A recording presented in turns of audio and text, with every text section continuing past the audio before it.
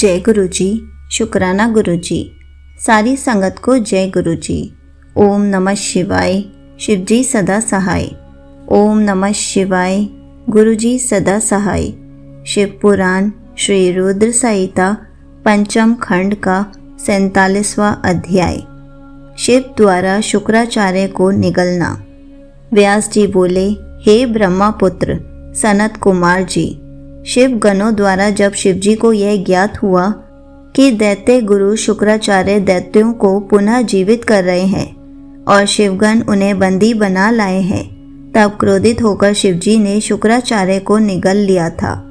भगवान शिव के उदर में शुक्राचार्य ने क्या किया? क्या भगवान शिव ने उन्हें भस्म कर दिया या फिर शुक्राचार्य अपने तेज के प्रभाव से शिवजी के उदर से बाहर निकल आए?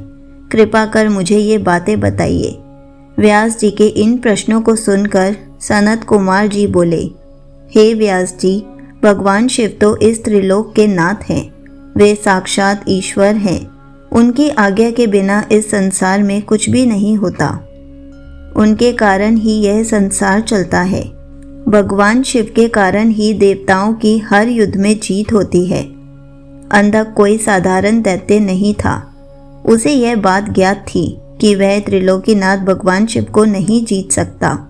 इसलिए वह अपने दैत्य कुल की रक्षा करने के लिए सर्वप्रथम अपने आराध्य दैत्य गुरु शुक्राचार्य के चरणों में गया और अपने गुरु की वंदना करने लगा।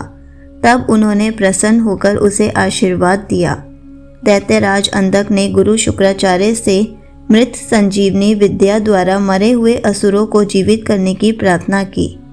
शुक्राचार्य ने शिष्य अंधक की प्रार्थना स्वीकार कर ली और युद्ध भूमि में आ गए। शुक्राचार्य ने भगवान विदेश शिव का स्मरण कर अपनी विद्या का प्रयोग आरंभ किया।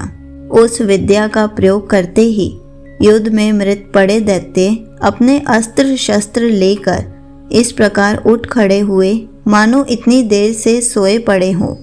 यह देखकर दैत्य सेना में अद्भुत उत्साह का संचार हो गया। राक्षसों में नई जान आ गई और वे भगवान शिव के गणों से भयानक युद्ध करने लगे। शिव गणों ने जाकर यह समाचार नंदीश्वर को बताया कि शुक्राचार्य अपनी विद्या के बल से मरे हुए दैत्यों को जीवित कर रहे हैं।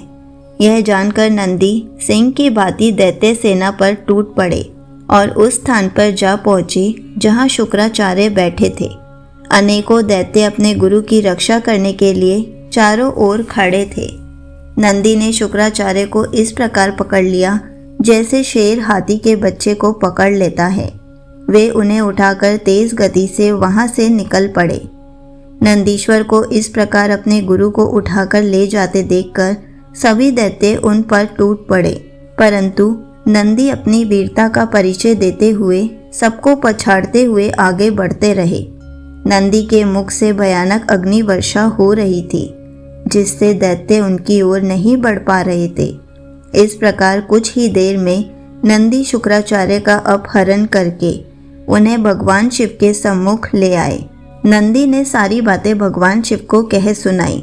यह सब सुनकर देवाधिदेव महादेव जी का क्रोध बहुत बढ़ गया और उन्होंने दैत्य गुरु शुक्राचार्य को अपने मुंह में रखकर इस प्रकार निगल लिया जिस प्रकार कोई बालक अपनी पसंदीदा खाने की वस्तु को पल भर में ही सटक जाता है। संगत जी, यहीं पर शिव पुराण श्री रुद्र संहिता पंचम खंड का 47वां अध्याय समाप्त होता है। जय गुरु जी। शुक्राना गुरु जी।